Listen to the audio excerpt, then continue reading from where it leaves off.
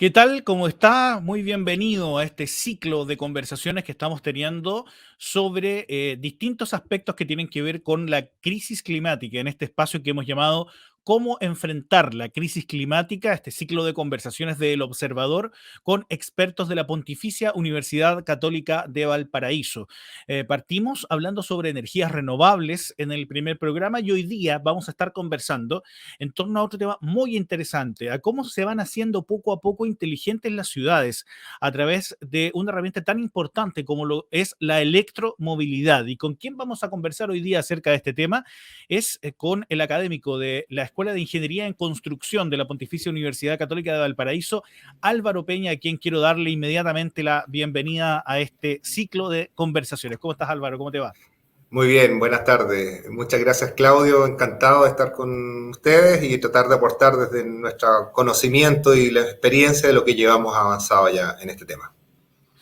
En el caso tuyo, Álvaro, bueno, tú estás en la expertise que tiene que ver con la construcción, que es un tema del cual se habla poco. En general, cuando se habla de sustentabilidad, se habla de la protección del aire, del agua, ya en cuanto a consecuencias que están generadas producto de distintas actividades del ser humano.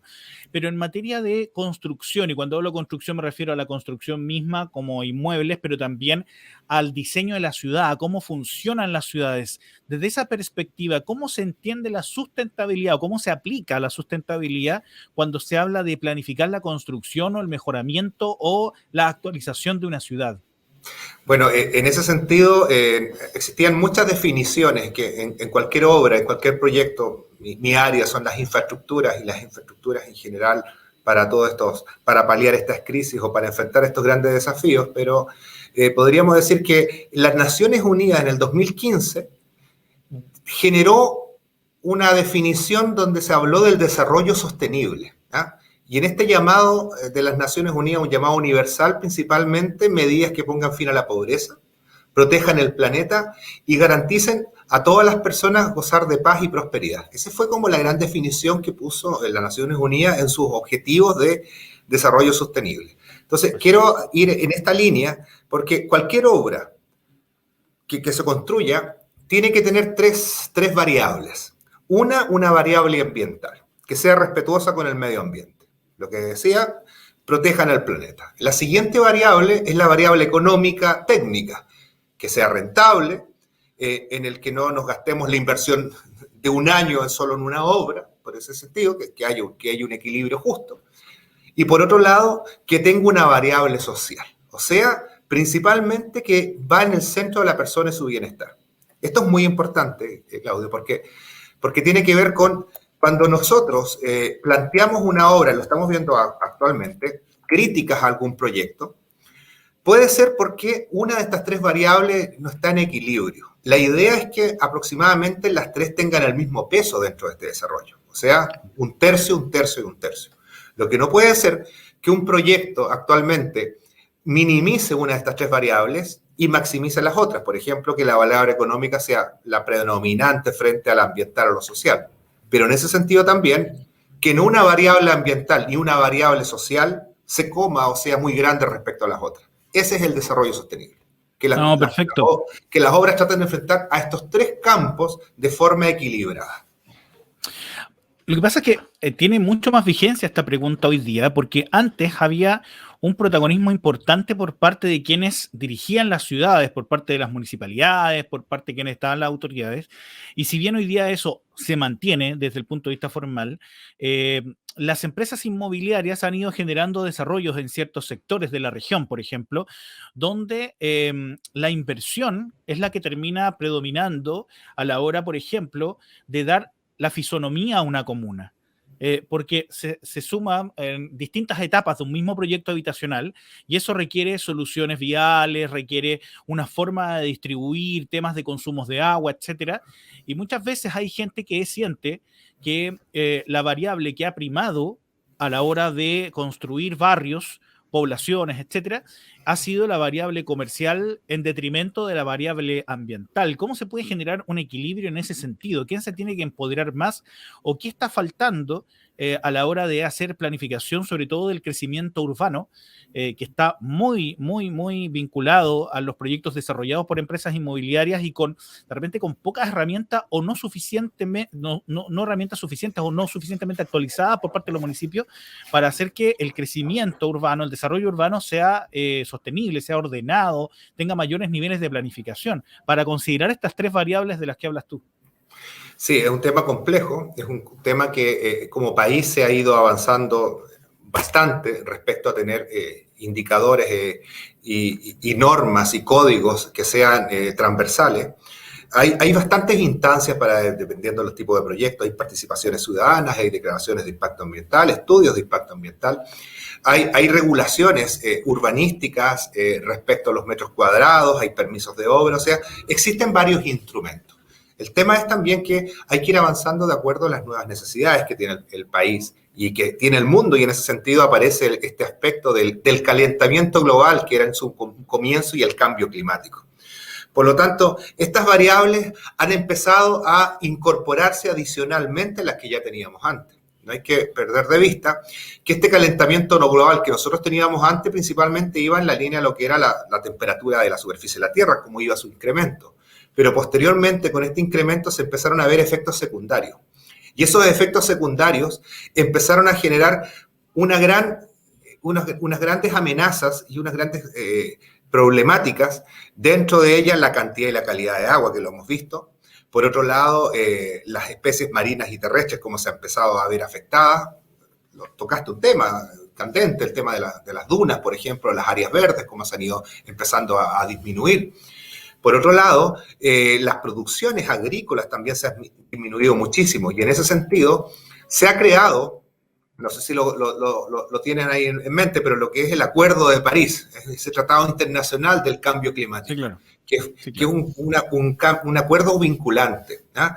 Que fue en diciembre del 2015, pero ya entró en vigor el 2016, en donde todos los países se pusieron a trabajar de forma mancomunada en poder bajar estas temperaturas y en hacer una serie de medidas para desarrollos de largo plazo con bajas emisiones, sobre todo de gases de efecto invernadero. Y ahí empiezan a aparecer una serie de variables donde todos estos cuidados por el medio ambiente nos ayudan a protegernos de esto. Pero si por otro lado nosotros a estos pulmones que nos ayudan a regular, los vamos achicando, nuestra competencia o nuestra rivalidad se va haciendo mucho más complicada, porque ¿cómo lo tenemos que hacer entonces? Entonces empiezan a aparecer las tecnologías y por otro lado las regulaciones, ¿ya? Pero es un tema que no se resuelve ahora en esta entrevista, pero en ese sentido tienen que existir planes reguladores modernos.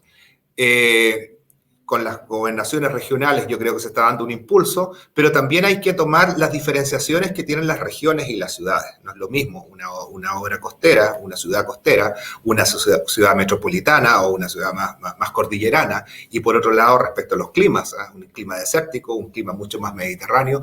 Por lo tanto, no es llegar y tomar solo una decisión, ¿eh?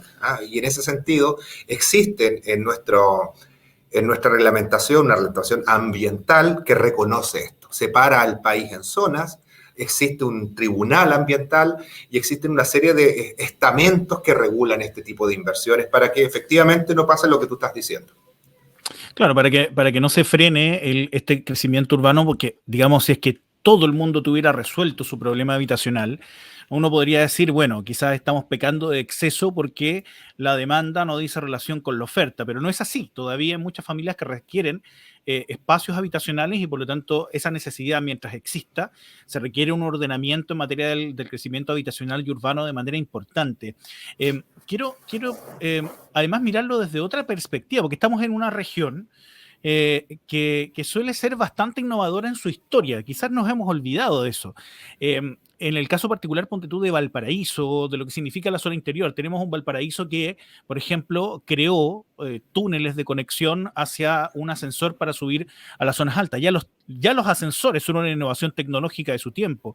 Los trolebuses, por ejemplo, que significa además transportarse con energías limpias, lo que significa, por ejemplo, también el canal Waddington hacia la zona interior, esta conexión desde Yayay hasta el embalse de los Aromos. O sea, tuvimos un tiempo en el que la planificación del territorio tuvo bastante innovación.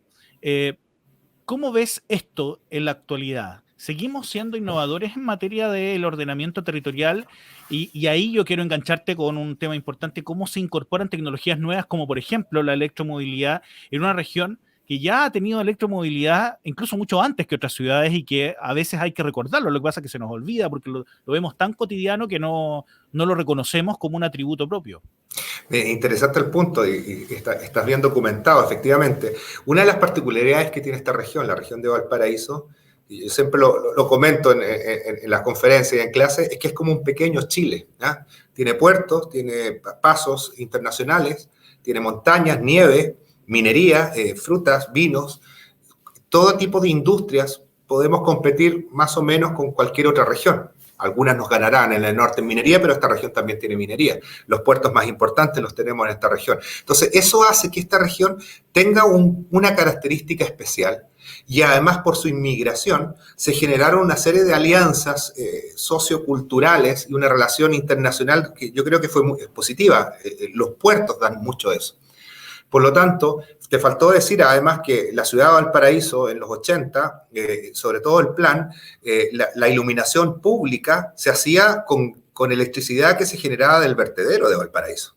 O sea, imagínate mira, que ahí me esto pillaste, ahora... ahí yo no tenía ese dato. Exactamente, o sea, si ustedes ven en el plan de Valparaíso hay zonas todavía que existen canales, túneles, en donde está toda la conectividad que tenía Valparaíso. La iluminación no iba por postes, iba por niveles subterráneos, y el gas venía Tienes toda la desde... razón. Se generaba electricidad. Y a finales del 800, las grandes alturas que tenía esta ciudad, que eran más o menos 40 metros de diferencia de cota, se salvaban con electromovilidad, con teleférico.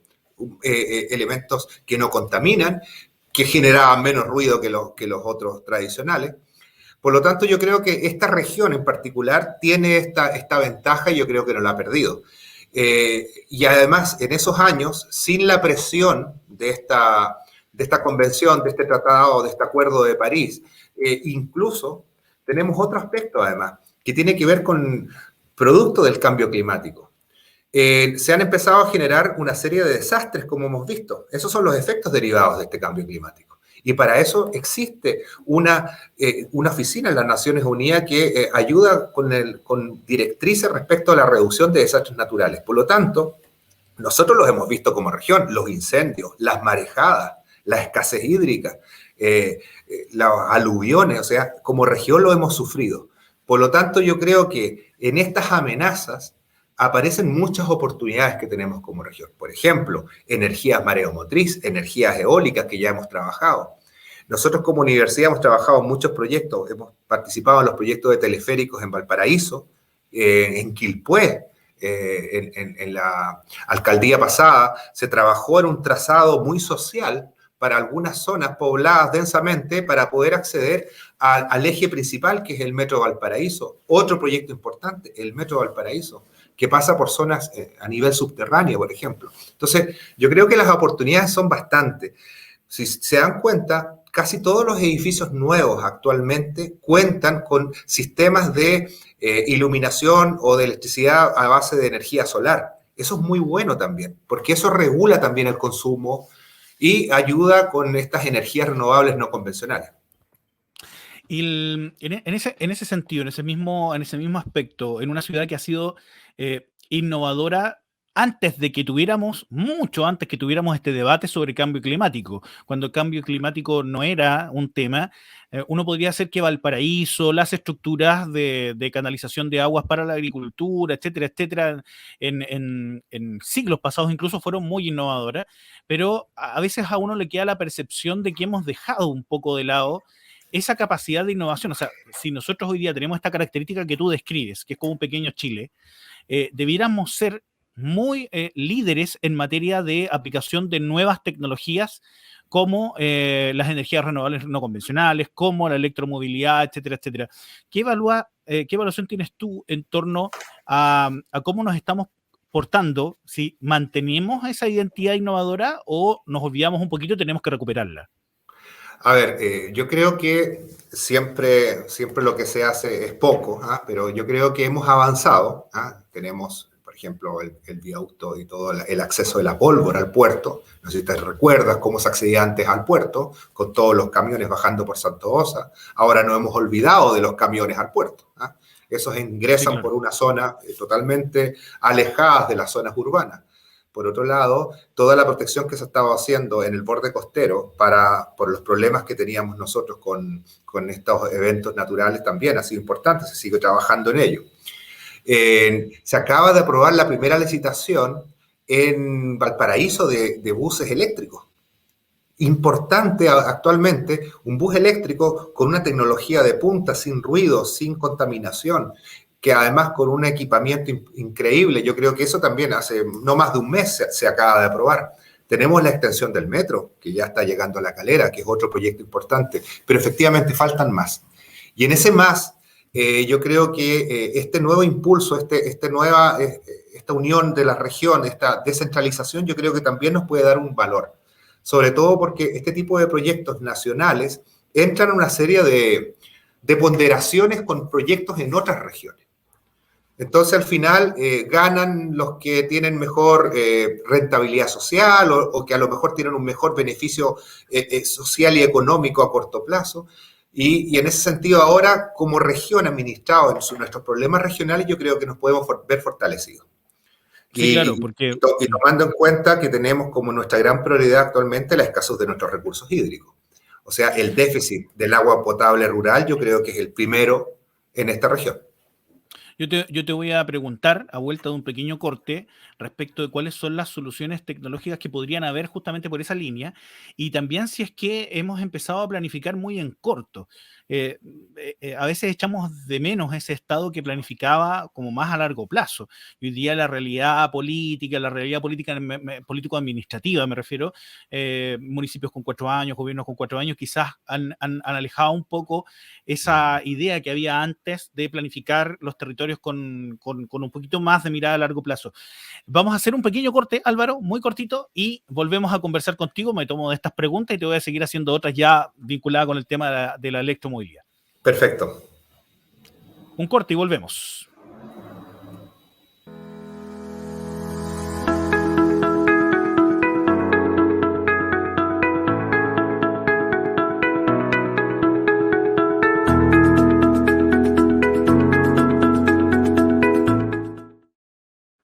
Ya estamos de vuelta, estamos conversando en este ciclo muy interesante de cómo enfrentar la crisis climática, este ciclo de conversaciones del Observador con expertos de la Pontificia Universidad Católica de Valparaíso. Estamos conversando con Álvaro Peña de la Escuela de Ingeniería en Construcción, pero que además está muy vinculado a lo que tiene que ver con electromovilidad.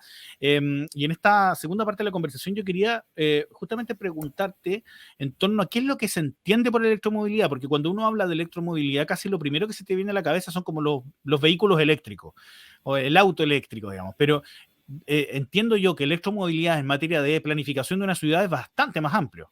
Sí, bastante más amplio y sobre todo tiene que ver con una estrategia nacional de electromovilidad y que va directamente alineada a este acuerdo en París y a reducir y mitigar estos efectos que nos genera el calentamiento global. Y en ese sentido, por ejemplo, una meta que tiene nuestro país, que al año 2050, en movilización eléctrica, se pasará a un 100% en transporte público urbano y a un 40% en vehículos particulares. Esto no es menor. Son valores y niveles a niveles europeos, ¿ya? ¿Y esos desafíos en qué van? Establecer regulaciones, requerimientos necesarios de estandarización de componentes, impulsar el transporte público, apoyar la investigación y el desarrollo, y en ese sentido entramos nosotros las universidades, los centros de investigación, y enfocado a potenciar el capital humano en distintos niveles, ¿ah? Capital humano de excelencia, de operación tecnológico, Y por otro lado, todo el desarrollo que genera esto que tú dices de la electromovilidad, que no es solamente autos eléctricos, sino es empezar a reducir y minimizar los combustibles fósiles, irlos alejando y reduciendo y minimizando para pasar por energías limpias o energías que no contaminen de forma acústica y no contaminen con generación de gases con efecto invernadero. Y por último, que se vayan generando transferencias de conocimiento, difusión, información y toda una política de un país, llamémosle smart, un país, porque el consumo eléctrico cada vez va creciendo, por lo tanto, nuestras formas de generación de energía, que ya sabemos, las de carbón, que ya sabemos la complicación que tienen, las nucleares por otro lado, tenemos que buscar otras vías. Y esta matriz energética tiene que ir cambiando. Claro, sí, pues yo te iba a vincular justamente con eso, porque a la medida en que vamos eliminando combustibles fósiles, por ejemplo, del transporte, incluso del transporte público, aumentan los niveles de consumo de energía eléctrica y por lo tanto aumenta también la demanda de generación. Y hoy día uno de los núcleos importantes de conflicto justamente es la generación.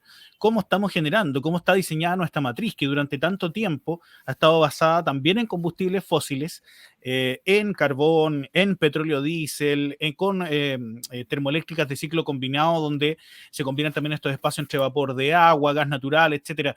Porque me imagino que para llegar a un óptimo de electrificación de muchas cosas que hoy día funcionan con combustibles fósiles, se requiere también que la matriz energética tenga un correlato similar. O sea, que efectivamente también podamos tener energías limpias alimentando estos sistemas de electromovilidad o de electrificación de procesos que hoy día se hacen con combustibles fósiles. Claro, por ejemplo, en esa misma línea, para que veamos cuál es la matriz. Ya, tenemos los combustibles fósiles. Por otro lado, tenemos las energías renovables no convencionales. El aire, el viento, el sol. Tenemos el litio, con nuestras reservas casi las mayores del mundo. Las baterías de litio son las que van a permitir que esta electromovilidad pueda tener sus respaldos, así como tenemos los computadores. Claro. Por otro lado, hay una serie de minería verde, que también está asociada con el cobre. Hay una serie de combustibles que son los llamados los fuel cells, que estos son incluso para alimentar aviones y barcos. O sea, es una serie de pasos que se dan y que van generando oportunidades de acuerdo a esta electromovilidad. Y en ese sentido, nuestro trabajo último que hemos estado trabajando tiene que ver con estos teleféricos. Imagínate que un proyecto que nosotros hicimos, que sirvió la base para el proyecto que se está desarrollando en el Ministerio de Obras Públicas, el teleférico Valparaíso, con la energía que se generaba en el vertedero El Molle de Valparaíso, funcionaba el teleférico. O sea, con los residuos se genera energía, esa se utiliza para el teleférico. O sea, podríamos decir que consumo cero porque estamos reutilizando, estamos generando esta economía circular, la estamos aprovechando en pos de este medio de transporte que no genera ruido, es mucho más rápido y además no genera atochamiento porque va funcionando por el cable que va en altura. Claro, si se formara un taco sería peligroso, digamos, ¿no? Claro, no es lo esperable, estaríamos todos asustados. Exactamente. Como en los juegos. Oye, ¿en qué va ese proyecto justamente? ¿En qué etapa está? Cuéntame un poquito acerca de ese proyecto de teleférico en el puerto. Claro, a ver, el proyecto yo ya participamos nosotros como universidad en una ingeniería conceptual, se lo entregamos a la municipalidad, también al gobierno regional de su momento y al ministerio. Y con esos inputs se llamó una licitación en el que se está terminando, una prefactibilidad, ¿ya? En esas prefactibilidades hay muchos aspectos, planes de desarrollo, hay algo de participación ciudadana también, hay algunos estudios sectoriales que hay que ver, ahí hay que resolver algunas cosas aquí en Chile. Estoy hablando de todos los proyectos de teleféricos que hay en Chile, todos tienen la misma problemática, que ya en otros países ya se resolvió, que tiene que ver con el uso de este espacio aéreo, ¿ya?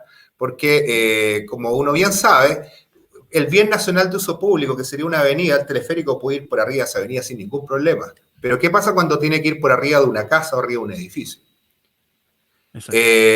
O sobre todo cuando el vagón del teleférico pasa muy cerca de tu ventana, por ejemplo, ¿ya? De tu edificio. Claro. Bueno, entonces, como la rueda ya se inventó, ¿ah? Este problema ya surgió y no hay que inventar otra rueda, ¿ya? ¿Dónde se inventó esto? A niveles similares a nosotros. O sea, podríamos hablar de lo que hizo España o Alemania o Italia, pero vamos a casos más cercanos nuestros, como lo resolvió Bogotá, entiendo. Brasil, como lo resolvió Medellín, que hizo un desarrollo increíble, Bogotá ahora también. Ecuador también, Bolivia, ni hablar. No sé si has visto cómo es la línea de teleféricos en el Alto, en La Paz. Por lo tanto, ahí se generan unas normativas en donde se dan como una suerte de fajas de seguridad, como son las líneas eléctricas muchas veces, y también se generan gravámenes en esas viviendas o en esos territorios que tienen límites de altura. Y a lo mejor los que se puedan ver afectados se les compensa en otras zonas donde quieran generar algún desarrollo. Entonces, hay varias, pero esa es con voluntad y además tiene que hacerse con visión de largo plazo. Y no pensando también, no olvidando, que un teleférico no es una solución por sí sola. O sea, la visión que tiene que tener la movilidad, la electromovilidad, y sobre todo pensando en este bienestar de las personas, tiene que ir acompañado de otros medios de transporte. En general los teleféricos suelen ser alimentadores para grandes trayectos. Para pequeños trayectos... Es un poco similar a lo que sucede con el sistema de bus más metro, por ejemplo. Exactamente. Para grandes distancias, claro, los teleféricos o los buses son los alimentadores. Para cortas distancias, el bus solo o el teleférico solo es el que hace la movilidad. Un dato importante para que tengas en cuenta los órdenes de magnitud. Un teleférico puede llegar a transportar 3.000 personas a la hora. ¿Ya? 3.000 personas a la hora. A la hora, que es mucha gente. Pero claro. un metro, por ejemplo, el metro de Valparaíso en horas peak o el metro de Santiago, puede transportar 12.000 personas a la hora. ¿Ya? Entonces, ¿qué quiero decir con esto? Para altos flujos, el teleférico no es la gran solución, sino ayuda a mitigarla, se necesitan muchas líneas. Pero para bajos flujos, como la que tenemos en nuestras regiones, es ideal. En Santiago, si se piensa un teleférico como única vía, no sería posible, por los flujos que tienen. Pero en regiones, con ciudades que no superan los 300.000 habitantes, muy fácil. Medellín, por ejemplo, tiene, el Gran Medellín, cerca de 3 millones de habitantes. Y tiene casi 11 líneas de teleféricos. O sea, y lograste además una integración de sectores que estaban muy postergados, que era una suerte de guetos en las zonas altas y que en el caso de Medellín se logró resolver, bueno, de manera bastante integral, porque el proyecto de Medellín es bastante más amplio, significa intervención comunitaria, espacios también para la cultura y el desarrollo, la investigación, la historia, las zonas donde antes no se hacía nada, etcétera. Pero en ese contexto de una reimaginación de la ciudad, el teleférico se transforma en una forma de integrar esas zonas que estaban muy aisladas, muy dejadas ahí a cualquier mano, digamos. Se acerca al centro de la ciudad a través de un sistema de transporte como este. Exactamente, y pensar que nosotros, lo que estábamos hablando antes, pero si nosotros ya conocemos ese camino, o sea, veamos lo que hace el ascensor Polanco, que se generó un túnel en roca en 1919, de 100 metros prácticamente, para acceder al centro del cerro y subir en un ascensor. O todos los ascensores o funiculares que tenemos en Valparaíso generaron polos turísticos, desarrollos habitacionales. O sea, Valparaíso sin sus ascensores forma parte de su ADN. Esto mismo... El transporte vía cables aéreos es una cosa que no es para nada extraño en esta región. Eso, vino 100 años después. Entonces, veamos algunas ventajas nada más. Tecnología limpia, no hace ruido y no contamina. La operación es 100% con energía eléctrica. Tiene un ahorro combustible completo. Reducción en emisiones. Baja afectación del suelo. Porque prácticamente no se apoya el teleférico. Solamente las estaciones y un par de apoyos para ir manteniendo la estabilidad estructural. Esa es mi área un poco, la interacción suelo-estructura. No afecta corrientes de agua, ni por ejemplo, riquezas que tenga el suelo, temas arqueológicos, urbanísticos. El paisaje prácticamente se mimetiza y además da una variable turística. Se adapta completamente a la topografía y no es necesario que sean en cerro las ciudades. Puede ser un teleférico como el que está haciendo Santiago, en el que desde Providencia va a subir un cerro, pero luego va a ir por toda una avenida, por el medio de una avenida, va a ir por una zona de parque. Por lo tanto, supera las variables naturales completas. y reduce el uso de modos de transporte contaminantes, tiene una larga vida útil, mucha transferencia tecnológica y se mueve más o menos a unos 25 metros segundo. Eso quiere decir que al ahorro de tiempo y en costos de transporte, yo me acuerdo de los números que hacíamos nosotros, desde el plan de Valparaíso a unos 18 minutos estaba en Placilla. Y ni hablar de la disminución de accidentabilidad y todos los costos asociados que tiene que ver con la seguridad vial. Sí, no, por supuesto que sí. Oye, quiero tomarme de eso que a propósito yo me lo imagino usted haciendo los números. Y me imagino que en algún momento esos números los tiene que haber asustado. ¿Qué? Porque estamos en una región que si bien fue muy innovadora antes, como hemos venido hablando durante todo el programa, también hay poca inversión, o te lo planteo como pregunta, ¿hay suficiente inversión pública, por ejemplo, en materia de innovación tecnológica que permita, por ejemplo, que estos proyectos no queden solamente como una idea y se puedan materializar en el corto plazo? ¿O cuesta mucho pelear esas lucas en los gobiernos regionales, en los fondos sectoriales, etcétera, etcétera? Porque las universidades son un centro de conocimiento que te aporta una visión de ciudad, pero que no necesariamente puede tener una respuesta en la necesidad de recursos públicos dispuestos por el poder político. ¿Cómo sí, sí, yo abriría un poco más la banda de cómo la planteaste, porque también no hay que olvidarse de la asociación público-privada, donde este país también ha visto resolver muchos desafíos y necesidades.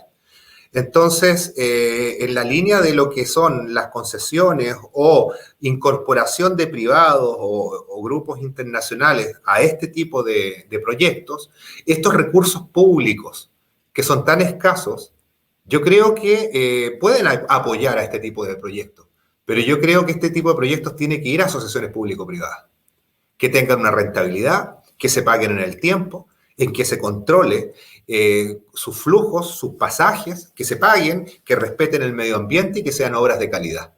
Yo, a mi juicio, los dineros públicos tienen que ir principalmente, en su gran mayoría, a apoyar las grandes necesidades que tenemos actualmente y que pueden ser lo que hablamos del agua, vivienda, por ejemplo, conectividades entre... Y en este tipo de obras que tienen este carácter tecnológico, que tienen esta visión un poquito de mediano a largo plazo, yo creo que se deben buscar otras alternativas también, y que ya la hemos hecho. O sea, tampoco estamos inventando la rueda, ¿ya? O sea, claro. Y ahí una de las cosas que nosotros lo tuvimos como región y que hemos visto como ejemplos en otros lados, cuando un medio de transporte se concibe desde la inclusión social, se convierte en un impulsor de cambios positivos en el entorno.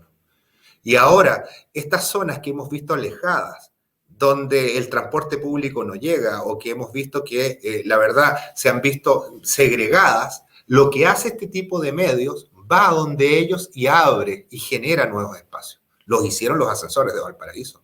Si antes Valparaíso era solo el plan y con los ascensores se llegaba a esos 40 metros arriba. Ahora, imagínate, después de 100 años, más o menos, esos 40 metros se están transformando en 400 metros, que es más o menos la altura de Placilla.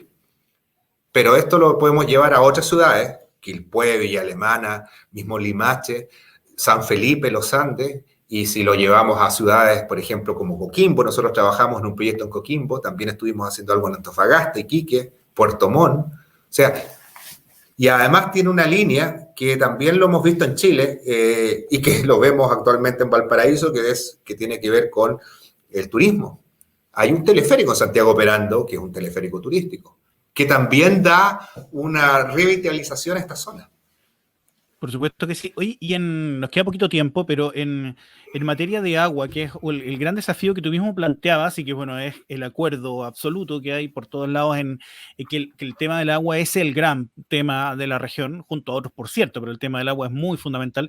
¿Existen soluciones de estas características de aplicación eléctrica o de aplicación de otro tipo de innovación de energía limpia que permita, por ejemplo, dar un camino de salida o un sistema de construcción de sistemas de abastecimiento de agua, no sé, algo que nos permita ver una mirada más innovadora, más allá de lo que tradicionalmente se discute como solución hoy día, que significa camiones aljibe repartiendo agua en sectores donde no hay, digamos? Aparte de eso, claro, no sé si es mucho más lo que hemos conversado sobre el tema.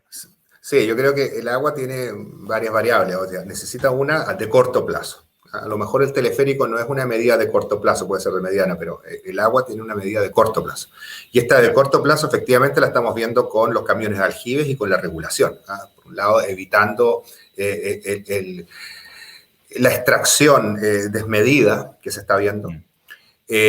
Además, cuidando la poca que se haya. Y en ese sentido, yo creo que también, vuelvo a dejar en la línea, el rompehielo ya existió, por lo tanto hay que ver de qué otra forma la podemos generar. Me tocó vivir muchos años estudiando en España, en Francia, ahí también ya se ha trabajado y también tienen zonas de sequía. Y varios avances, ni ir a los casos extremos que tiene Israel. O sea, podríamos estar hablando una entrevista completa respecto al agua y yo creo que sí, y yo creo que la desalinización es una alternativa, pero no es la primera que deberíamos tantear. Hay otras más, ¿ya? Y dentro de ellas hay ¿ya?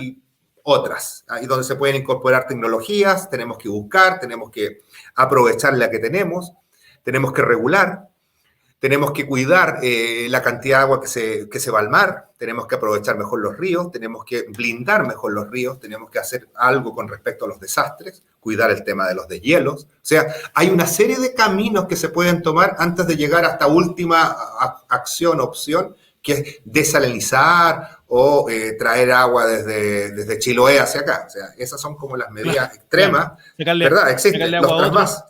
No, claro. se llaman trasvases. Los trasvases, sí. Trasvases. En España, en Europa se hacen trasvases. Regiones con mucha agua van 1000 kilómetros a zonas con poca agua. Esas son medidas muy caras y largas. Y la desalinización, lo mismo. Son medidas que tienen mucha externalidad negativa. ¿Y cómo, tírame un tip nomás, quizás no lo desarrollemos, pero un tip de algún ejemplo de otro país que se parezca a los desafíos hídricos que tenemos hoy día en Chile y que pudiera ser aplicable en un plazo un poco más corto y con recursos más accesibles? A ver, regulación desde los cultivos. Por ejemplo, Francia tiene pequeñas extensiones de la gente, ejemplo de vinos, tiene pequeñas extensiones, no grandes cerros, por lo tanto, no se riega tanto. En las ciudades no se busca tener tanto parque todo el tiempo.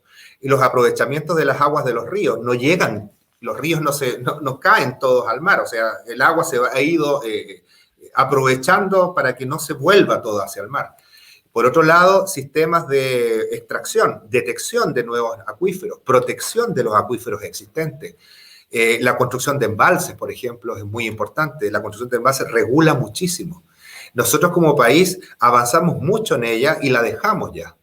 ¿Por qué? Porque son medidas que a lo mejor medioambientalmente puedan complicar porque inundamos zonas, pero esa es una medida paliativa y que ayuda también a mejorar otras. Nosotros tenemos un proyecto de embalse que se ha postergado ya muchos años en el interior.